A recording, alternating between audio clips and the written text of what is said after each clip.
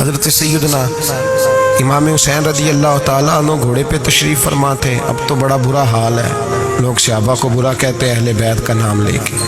میں کہتا ہوں ہمیں تو اہل بیت سے پیار کرنا ہی صحابہ نے سکھایا ہے, انہوں نے بتایا ادب کیا ہے. اور صاحب طبقات, حالانکہ ان کا انداز بڑا محققانہ ہے, بڑی جان پھٹک کے بعد وہ چیزوں کو لاتے ہیں. وہ فرماتے ہیں کہ حضرت امام حسین کالی سیاہ داڑھی تھی, کوئی بال سفید نہیں تھا. جناب ابو ہریرہ بوڑھے آدمی تھے, ضعیف, شاگردوں کا حلقہ تھا. جیسے آپ بیٹھے ہوئے ہیں سامنے تو میں واز کر رہا ہوں تو سامنے سے امام حسین تشریف لائے. آپ ایک جگہ بیٹھ کے حدیثیں بیان کر رہے تھے. امام حسین آئے تو تازی تازی بارش ہوئی تھی مدینے میں, تازی تازی. چھوٹے چھوٹے حوض پانی کے بنے ہوئے تھے, چھوٹے چھوٹے, جو گہری جگہ ہوتی ہے نا وہ پانی بھر جاتا ہے. تو حضرت امام حسین جیسے ہی زمین پہ پیر رکھا تو پانی کے حوض میں آپ کا پیر چلا گیا, کیچڑ لگ گئی. شاگردوں اور مریدوں میں سے اٹھ کے کسی کی دستبوسی کرنا خاصا مشکل ہوتا ہے. حضرت سیدنا ابو ہریرہ رضی اللہ تعالیٰ عنہ دیکھ رہے تھے, جو ادھر لوگ بیٹھے تھے وہ نہیں دیکھ رہے تھے. حضرت ابو ہریرہ دیکھ رہے تھے, وہ اٹھے, دوڑے گئے اور پھر جا کے اپنے سر سے پگڑی کھولی اور پھر امام حسین کا پیر جیسے ہی صاف کیا تو امام حسین نے پیچھے کیا, کہا حضور آپ بوڑھے ہیں, میں جوان ہوں, تم آپ میرے لیے عزت کے قابل ہیں, میرے نانا جان کے آپ غلام ہیں, یہ آپ کیا کر رہے ہیں؟ سیدنا ابو ہریرہ رضی اللہ تعالیٰ انہوں نے پیر چھوڑا نہیں, زور سے پکڑ لیا, رونے لگے, کہنے لگے حسین تجھے نہیں دیکھ رہا, میں تو محمد عربی کی نسبت کو دیکھ رہا ہوں. تو میرے عزیز یاد رکھیں اس بات کو کہ نسبت ایک حسن ہے, نسبت ایک توانائی ہے, نسبت ایک وقار ہے, نسبت کی قدر کریں. اگر اہل اللہ کی کوئی اولاد ہے, حضرت عمر فاروق رضی اللہ تعالیٰ عنہ سیدھے سیدھے 2 + 2 کے قائل تھے, کوئی چکر ہی نہیں, بس جو مانتا ہے ٹھیک ہے, نہیں مانتا تو ڈنڈا منگاؤ, سیدھی سیدھی زندگی تھی. لیکن نسبت پر, پیار پر, خلوص پر, وفا پر حضرت عمر کا بھی کوئی سمجھوتا نہیں. امام اعظم ابو حنیفہ رحمت اللہ علیہ, امام صاحب سے سند لینے کے لیے لوگ ہزاروں میل کا سفر کرتے تھے, ہزاروں میل کا. اب تو پرائمری ٹیچر بیچارہ جا رہا ہو نا سائیکل پہ تو اس کا شاگرد لینڈ کروزر پہ گزرتا ہے تو کئی دفعہ استاد پہ دھواں چھوڑ جاتی ہے اس کی گاڑی, اسے پتہ ہی نہیں کہ کتنی قدر والے معاملات ہیں یہ. حضرت سیدنا امام اعظم, لاکھوں لوگ, کروڑوں لوگ آج بھی ان کی تقلید کرتے ہیں. امام صاحب کا قول دنیا میں حجت کے طور پہ مانا جاتا ہے. آپ کے شاگرد کہتے ایک باغ میں بیٹھ کر ہم کچھ لکھ رہے تھے, بہت ساری کتابیں بکھری ہوئی ہیں چاروں جانب. جب آدمی تحریر کرتا ہے نا, جو مصنف کتابیں لکھنے والے ہیں, وہ دنگل کا سما ہوتا ہے, ادھر چیز بکھری ہے, کوئی ادھر چیز بکھری ہے, بڑے ان کے معاملات سخت ہو جاتے ہیں. تو کہتے ہیں کہ بڑا بکھرا ہوا سامان تھا, ہم ایک باغ میں بیٹھے تھے, کھلی فضا میں کام ہو رہا تھا. تو بعضوں کا شاگرد بھی بٹھائے جاتے ہیں, حوالے ڈھونڈو, تو بخاری دیکھ, تو مسلم دیکھ, بٹھائے جاتے ہیں ساتھ. شاگرد بھی بیٹھے ہوئے تھے. تو کہتے ہیں بچے باہر گیند سے کھیل رہے, ایک گیند آ گئی باغ میں, ایک چھوٹا سا بچہ گیند لینے آیا تو امام صاحب اٹھ کے کھڑے ہو گئے, بچہ گیند لے کے چلا گیا. اب بچے کھیلتے ہیں تو کتنی دفعہ گیند آئے گی, پھر دوبارہ وہ گیند آ گئی, وہی بچہ پھر آیا, شاید اس کی ڈیوٹی یہ تھی. وہ جب دوبارہ آیا تو امام اعظم پھر کھڑے ہو گئے, وہ تیسری دفعہ آیا تو امام صاحب پھر کھڑے ہو گئے. اب شاگرد بیچارے اکتا گئے کہ ہم اتنی مشکل سے نوٹ سیدھے کرتے ہیں, بابا اٹھتا ہے تو کتابیں پھر بکھر جاتے ہیں. 3-4 دفعہ ہوا تو ایک شاگرد کہنے لگے حضور بس بھی کریں گے تو 100 دفعہ آئے گا, تو آپ بوڑھے آدمی ہیں, گھٹنوں میں درد بھی, آپ 100 دفعہ کھڑے ہوں گے. تو امام صاحب فرمانے لگے یہ 1000 دفعہ بھی آیا تو میں 1000 دفعہ کھڑا ہو جاؤں گا. کہا کیوں؟ فرمانے لگے اس لیے کہ یہ میرے استاد کا پوتا ہے, یہ میرے استاد کا, یہ ان کا پوتا ہے, تو میں نے وہاں سے خیر لی ہے, میں ان کی نسلوں کی بھی تابعداری کروں گا. وہ جتنی دفعہ آئیں گے میں اٹھ کے, یہ بے مروت سا زمانہ ہے, بے کیف سا, اس میں خشکی ہی خشکی پائی جاتی ہے. وہ لوگ جو بیٹھے ہیں دروازوں پر, لیکن نا نبی پاک صلی اللہ علیہ وسلم نے یہ نہیں فرمایا کہ میری فاطمہ کی بڑی فضیلت ہے, یہ تہجد گزار ہے.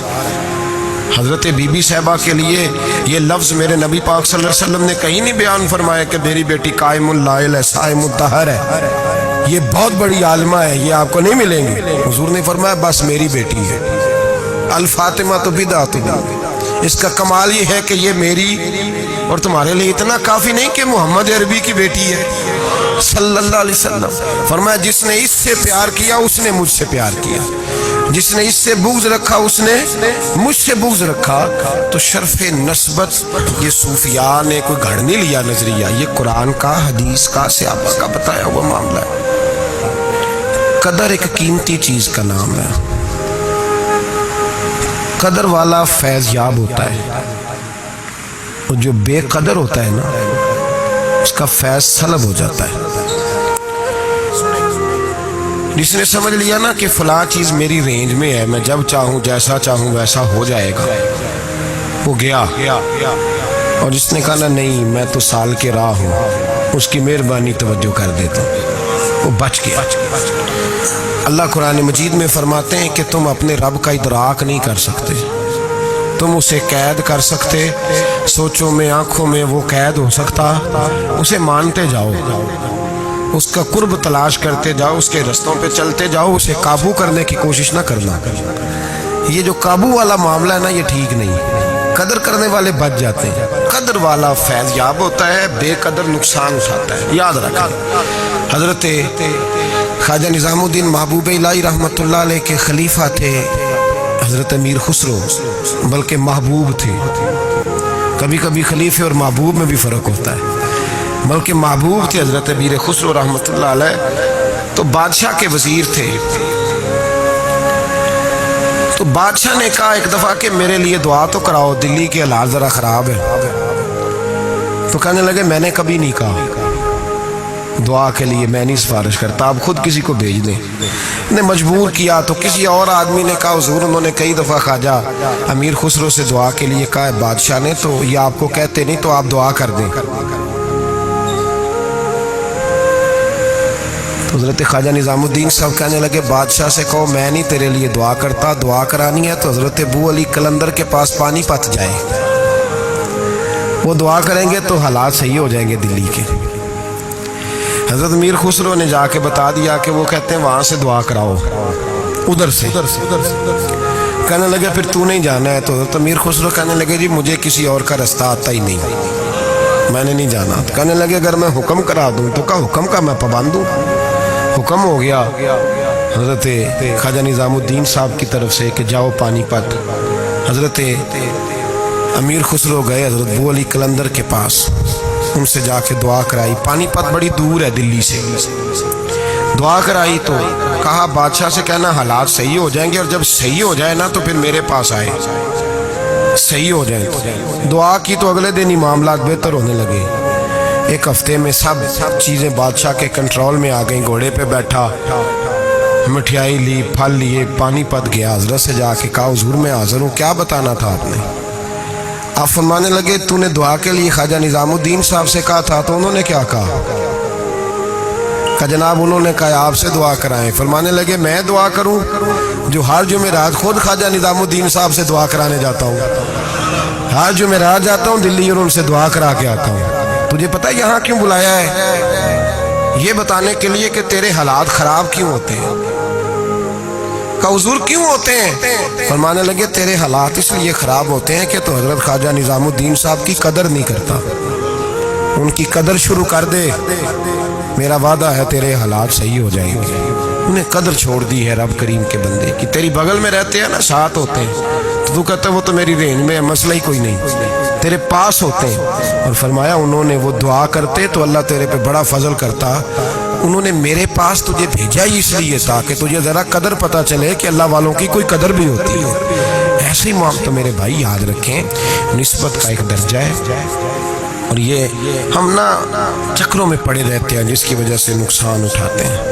اپنے آپ کو سمیٹ کے رکھیں، نظر پر، زبان پر، سوچ کو پابند رکھیں، اور سیدھا سیدھا جب خیر لینے کا ارادہ بندہ کر لیتا تو پھر اللہ اس کے لیے اسباب بھی پیدا کر دیتا ہے، اور جس کی گردن اکڑی رہتی ہے اس کا نقصان ہوتا ہے. اللہ ہمیں سمجھنے کی توفیق عطا فرمائے.